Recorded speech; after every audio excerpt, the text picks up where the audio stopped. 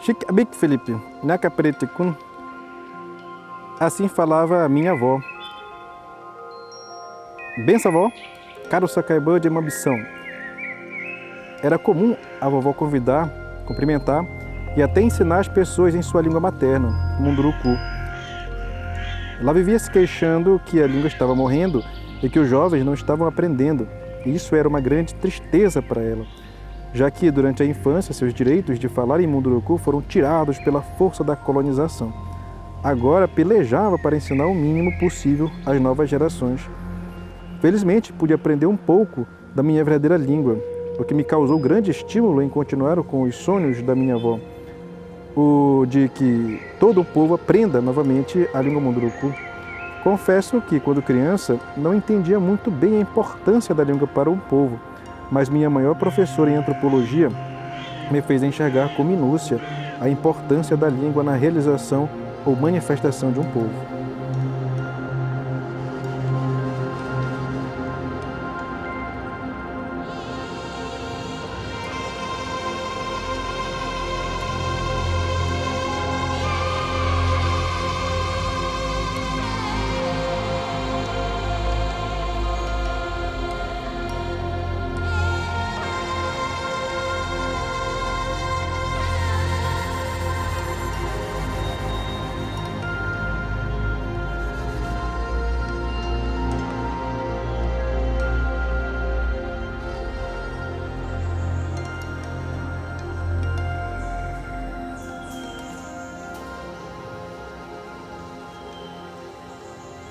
O que é literatura indígena?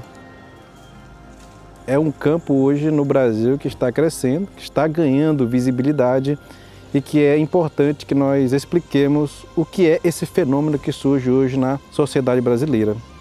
Mas para isso a gente tem que retomar os primeiros ancestrais dos povos indígenas, porque a literatura indígena surge aí, quando esses primeiros ancestrais escrevem em alguma plataforma, numa pedra, numa árvore, no chão, os primeiros registros do povo indígena.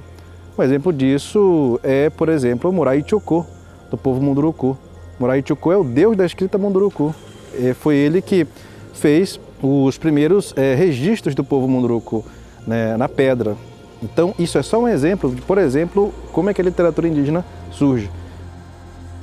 Desde esses momentos primordiais da literatura, os povos indígenas vêm desenvolvendo a sua literatura. Mas o que é importante que se diga é que, a partir da década de 60 e 70, no Brasil, ocorreu um movimento importante a ser visualizado, que é o movimento indígena organizado. Foi a partir do movimento indígena organizado que a escrita dos povos indígenas passou a ter maior visibilidade, porque o protagonismo dos povos indígenas, fez ecoar na nossa história, com muita força, a escrita.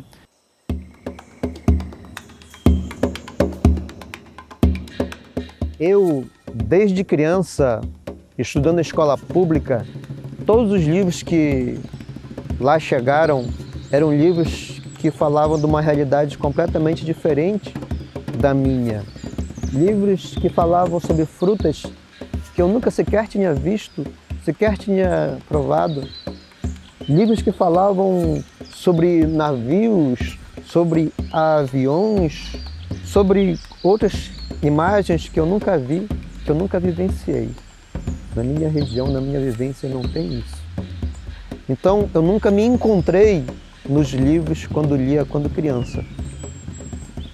Eu sou um autor amazônida, nascido à margem de um rio, vivendo à sombra das grandes árvores, sobre um céu estrelado singularmente único, ouvindo o canto dos pássaros, sentindo as brisas da nossa floresta.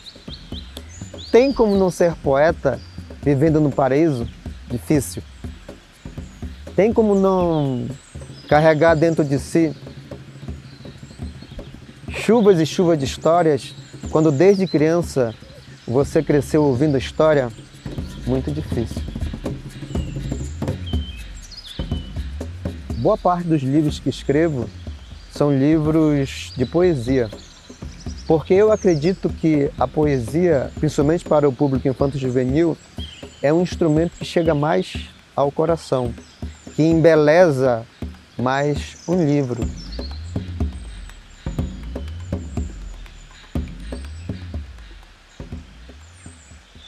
Em 2006, ainda estagiário de biblioteconomia, participando de uma feira literária, tive um encontro com o Daniel Munduruku. Até então, o universo literário indígena não fazia parte da minha escrita, não fazia parte da minha caminhada, não fazia parte da minha lavra. Apesar de carregar em mim toda uma ancestralidade indígena. O encontro com Daniel despertou esse reconhecer, esse reencontro com a minha identidade indígena.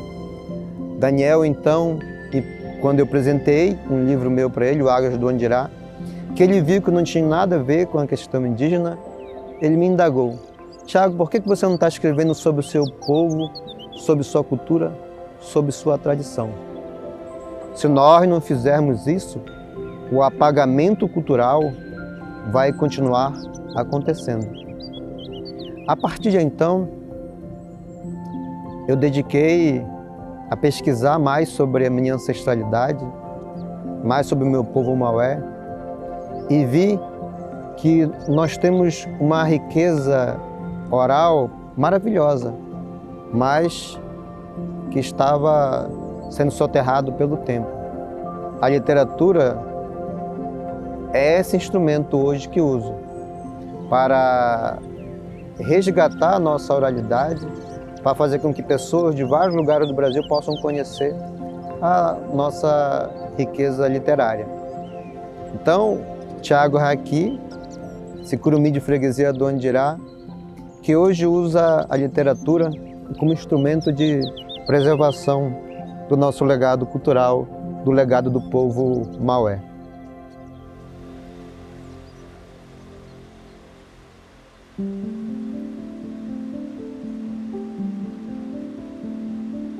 Na verdade, eu sempre gostei muito de escrever, né? Então, no primeiro momento que eu tive contato da escrita, né, de poder escrever no papel, eu sempre gostei muito. Então, a minha primeira história foi com 10 anos, que se chamou Trem Azul, né? E aí eu sempre escrevi várias coisas. E aí eu comecei a escrever realmente as primeiras histórias, que é um dos primeiros contos que estão aqui no livro Yandeanga, que é o Oweyo, né, que é a libélula. Eu escrevi em Manaus, né, em 2010. O livro ele nasceu para homenagear o meu avô.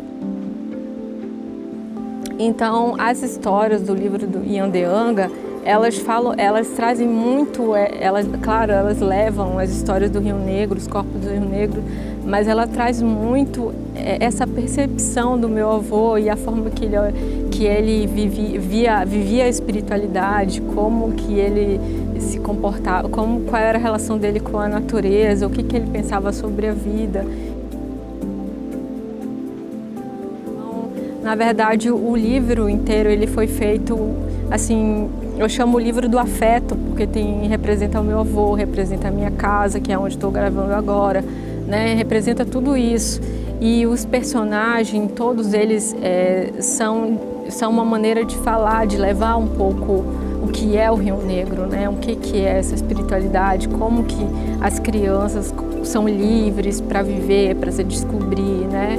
Então eu acho que tem muita coisa da minha infância, tem muita coisa do meu avô, tem muita coisa do Rio Negro, né?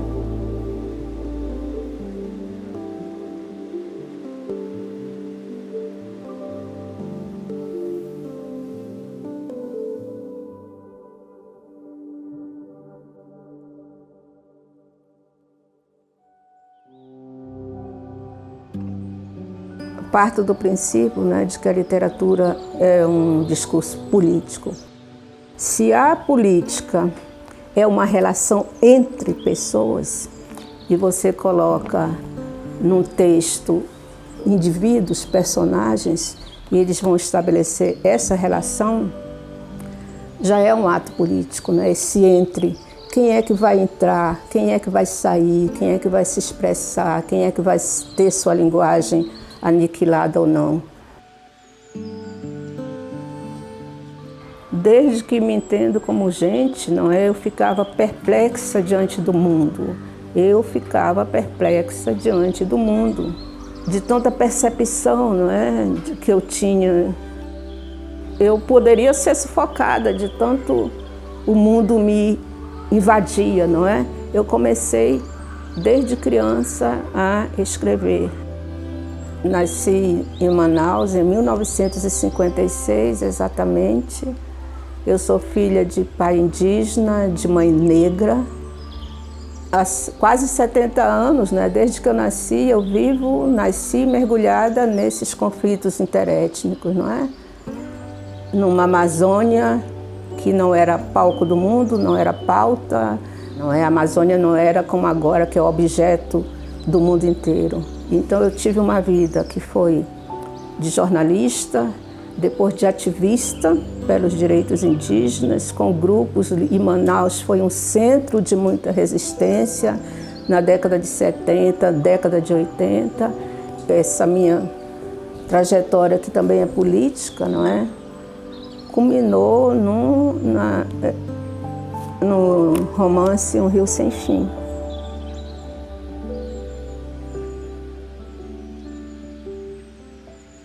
A minha experiência como jornalista me levou a fazer uma proposta no mestrado, que era a representação midiática dos índios indígenas Waimiri-Atuari, não é, com base no recorte que foi o massacre da Expedição Caleri. E aí, então, essa obra de Um Rio Sem Fim, não é, quando eu escrevi, era como se era uma coisa sem pretensão, sem pretensão. Quando esses rostos vieram à tona, eu não queria trair essas pessoas que, de alguma forma, em algum aspecto, tiveram uma vivência junto comigo, normal. Então, eu escrevi essa história que não tinha pretensão nenhuma, era para ser lida, era para ser mostrada, era para ser dita para a banca de mestrado. Olha, sabe, o que acontece também para além desses dados estatísticos. O pesquisador, quando vê isso, vai, que obra é essa? Vai fuçar, né? Encontra, blá, blá, blá, tem um valor. Aí vem o mercado capitalista, não é? E eu não sei lidar com isso. Eu ainda estou assim, porque esse livro era doado. Eu jamais teria coragem, não é, de vender o livro, né? Era distribuído mesmo. Eu me sinto um pouco, às vezes agredida, às vezes não quero tirar esse laço afetivo com os personagens, não é? E num mundo que eu não sei lidar, ainda não sei lidar. Não sei lidar.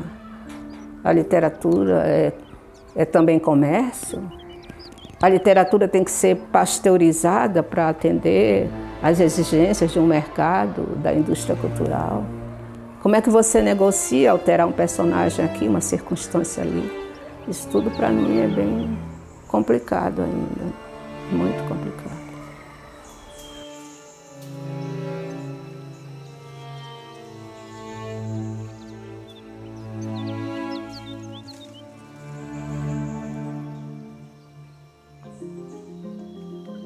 Depois de todo o desenvolvimento da literatura no Brasil, cabe uma pergunta também interessante, que já me fizeram inclusive, né? O que é a literatura indígena contemporânea? Um dos momentos que marca essa literatura é a literatura indígena de autoria individual. E a língua portuguesa foi a língua de que mais os indígenas se valeram para escrever sua literatura. E aí há um importante ponto a se tocar. Por que escrever a literatura indígena em língua portuguesa? Porque isso também marca o que é o nosso contemporâneo hoje. Por mais que os povos tenham suas próprias línguas, falem suas línguas e tenham a sua própria ortografia também já, ortografia alfabética, eles optam por escrever em português para ter o maior alcance na sociedade brasileira. Ou seja, é o que o grande xamã Yanomami, Davi Copenaua, já disse. Nós aprendemos o código dos brancos, agora nós estamos fazendo com que os brancos nos entendam a partir dos seus códigos, da sua escrita, da sua palavra.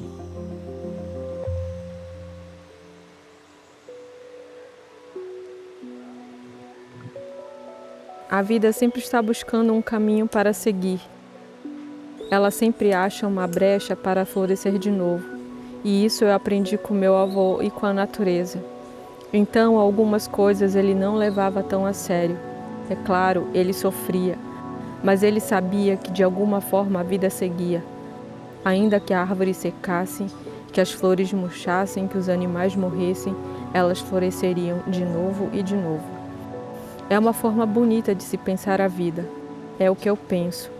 Mas para você pode ser diferente e está tudo bem, como diria o meu avô. Então, quando eu escrevo, eu levo tudo isso, a minha interferência como pessoa, como um artista, como ser humano.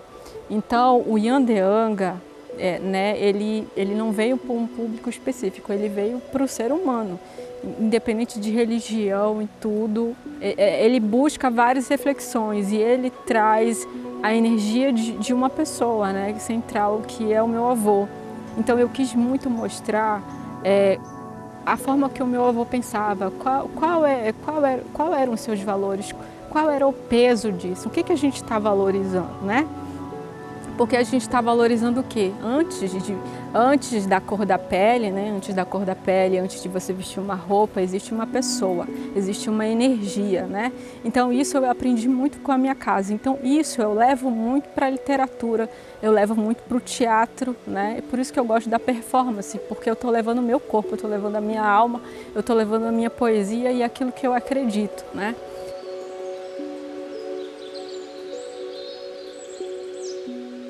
Vestido por florestas, singramos rios, singramos a ternura das nuvens e aqui chegamos. Peito aberto, cultura e tradição. Trazemos o canto do vento, o piar da coruja e do gavião. A lembrança de 10.000 anos, de 10.000 flechas e todos os versos de nossas tradições. Somos guerreiros. Guerreiros sem flechas e tacapes. Lutamos com palavras, defendendo a cultura de nossos povos, preservando a identidade de ser indígena ameaçada de extinção. Nascemos para o conto, para a beleza das histórias, para a poesia e sua emoção. O tempo não é mais de lamento. O tempo é do ritual das palavras, em versos, em sonhos que nos dissecam a alma e revelam aquilo que somos. Indígena e tradição, indígena, verso e coração.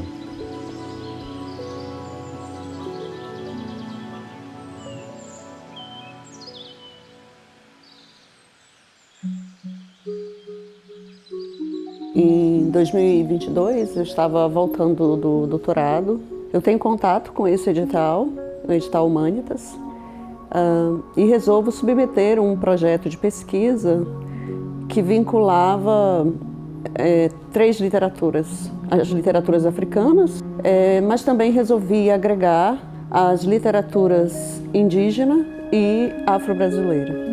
A perspectiva naquele momento, então, era pensar essas literaturas e essas culturas a partir de um espaço muito específico, que é o ambiente da escola na educação básica, e um outro espaço geográfico, que é o estado do Amazonas.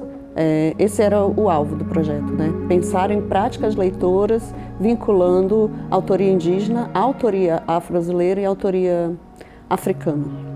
Nessa proposta, nós desenvolvemos um conjunto de atividades. Na primeira etapa, a gente desenvolveu 6 rodas de conversa, incluindo um mini-curso.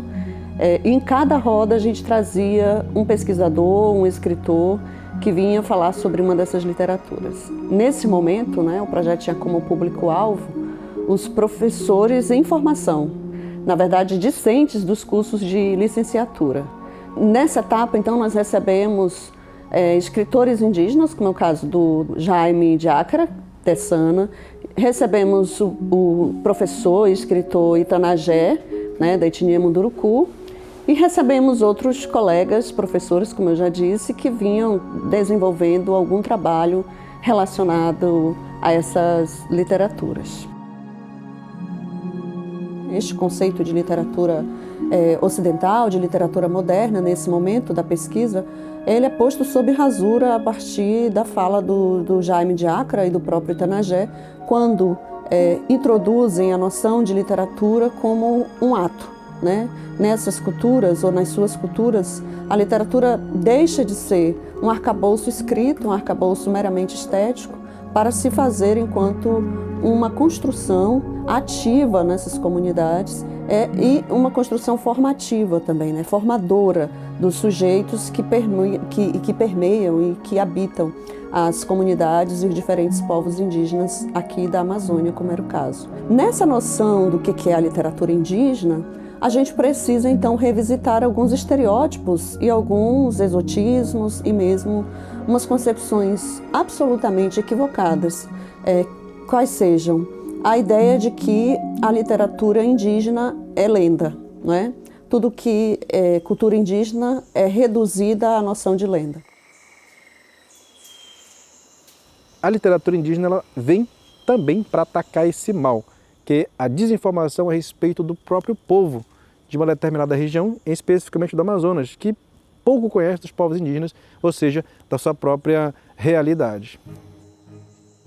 Uma questão que vem me preocupando, não é, recentemente, mas é uma questão que já deve vir há muito tempo, eu agora que descobri, é com relação ao conteúdo, não é, da produção literária amazônica.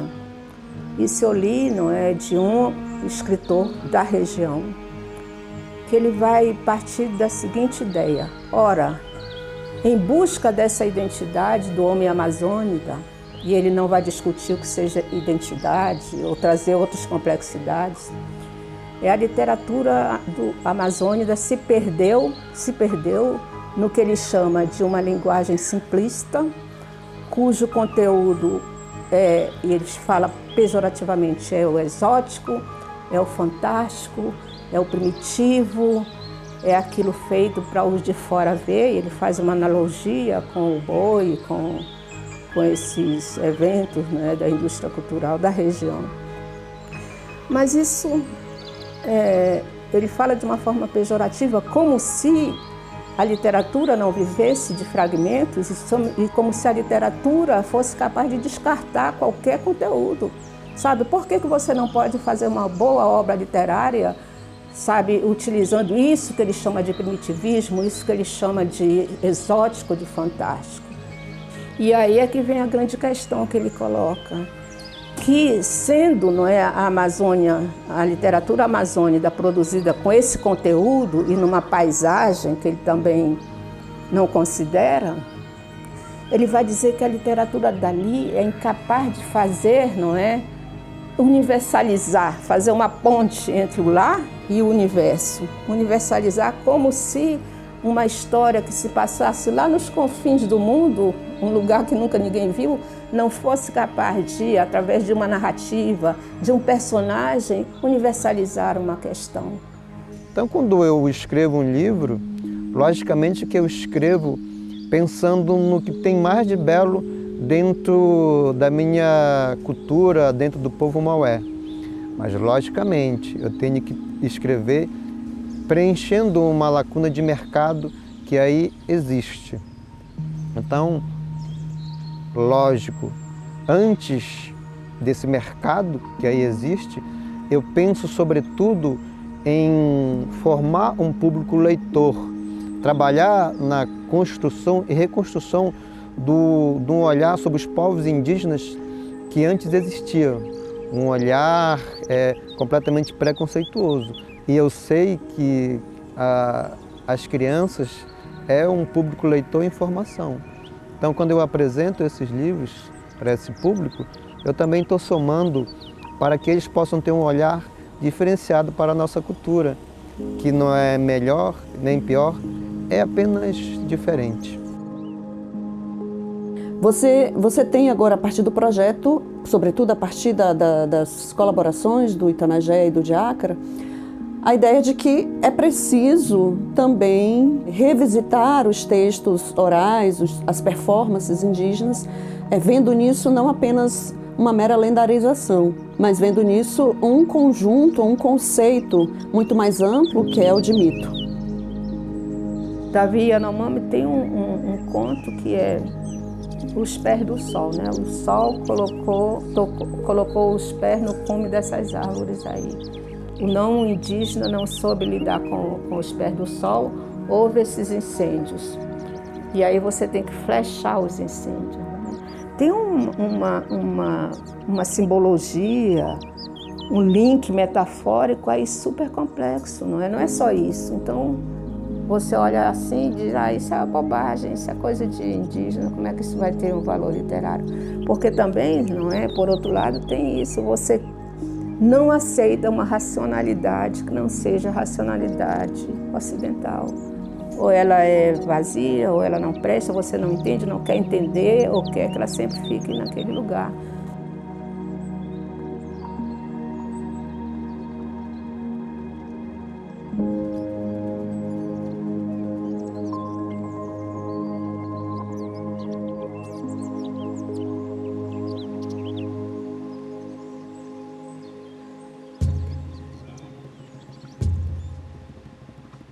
Bom, primeiro, essas tradições que a gente tem cada um na sua cultura, não era para revelar, porque essas histórias vai direto na sua cultura. Cada etnia tinha sua própria história, porque vários anos atrás, os nossos pais, os nossos ancestrais não tinham livro. Eles guardavam na cabeça. A cabeça dele era um livro, um dicionário. Não podia, só com seus primos eles compartilhavam esse conhecimento. E os primos também compartilhavam o conhecimento, assim cresciam. Poxa, aquele tema eu escutei. Aí outro vai, naquele tempo ele falava assim, ele vai ler, vai rever o livro e vai ler o mesmo texto, é assim mesmo. Para ele poder confirmar.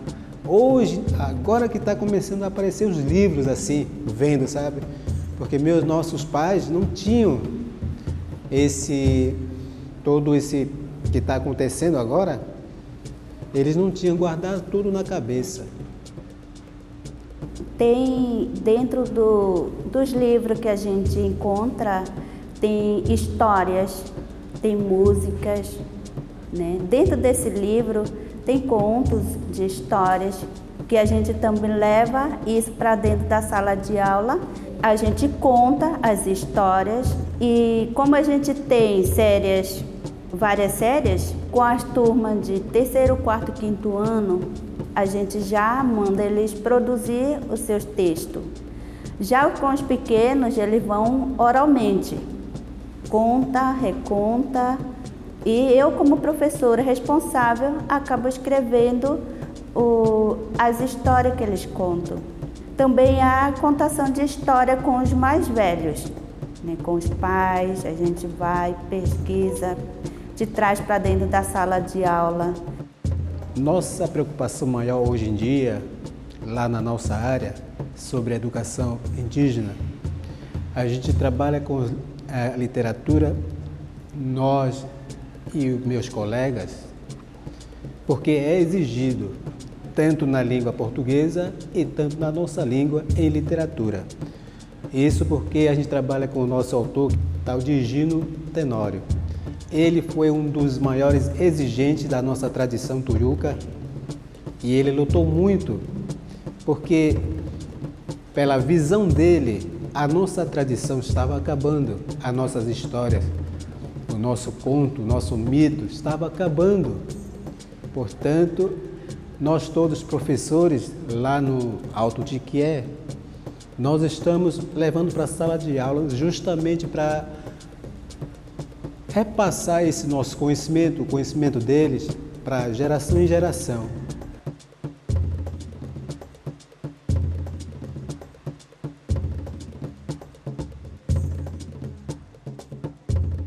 E o trabalho mais intenso, ou mais aprofundado, propriamente dito, que nós desenvolvemos e que depois compõe um livro, né, que nós publicamos, intitulado Literatura Indígena, Práticas Leitoras, é a obra do Daniel Munduruku, escritor aqui de Belém, Catando Piolho, Contando Histórias.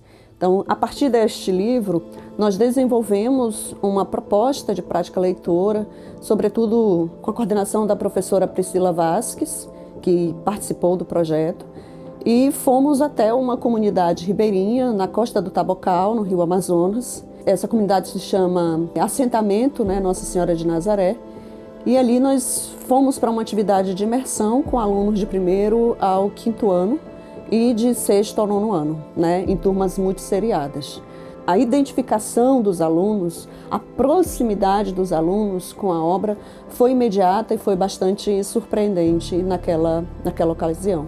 O que isso nos diz? Nos diz que, a despeito de todo o afastamento, né, de todos os processos colonizatórios que ocorreram no passado e que continuam ocorrendo na Amazônia, que nos afastam dos povos indígenas, que nos colocam professores e alunos e pesquisadores distante desses povos, dessas culturas e dessas literaturas, de alguma forma, no instante mesmo em que essas obras literárias adentram a sala de aula, e estamos falando de uma sala de aula numa região ribeirinha, alunos com poucos contatos urbanos, e a entrega desses alunos para a obra, né? Então, alguma coisa dessa obra nos toca sobre o que é ser amazônida. Ainda que esse ser amazônida é descolonizado, ou que tenha passado por muitos processos colonizatórios e que tente invisibilizar, apagar, silenciar outras culturas, outras narrativas, o trabalho que o professor realiza na sala de aula permite,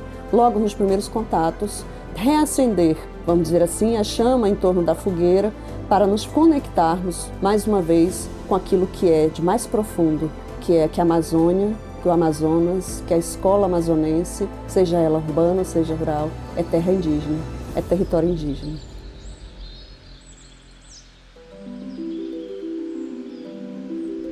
Se é terra indígena e território indígena, é também o espaço da literatura indígena, dos escritores indígenas, dos autores indígenas, sejam eles amazonenses, sejam eles paraenses, sejam eles brasileiros, de uma forma geral. A literatura indígena é essencialmente escrita por autores indígenas. Mesmo que não nasceram dentro das comunidades, mesmo que hoje possam morar dentro dos centros urbanos, mas que carregam dentro da sua literatura a ancestralidade, a oralidade muito presente dentro dos povos indígenas. E há sim criação literária dentro da literatura indígena. Então, que história é essa de só esse espaço geográfico da cidade é capaz de produzir uma boa literatura quando o mundo já saiu de lá, passou pelos processos iluminismo, industrialização, modernidade, pós-modernidade, está indo lá de novo, porque é lá que está o cerne, não é, da ancestralidade, e a literatura é ancestral.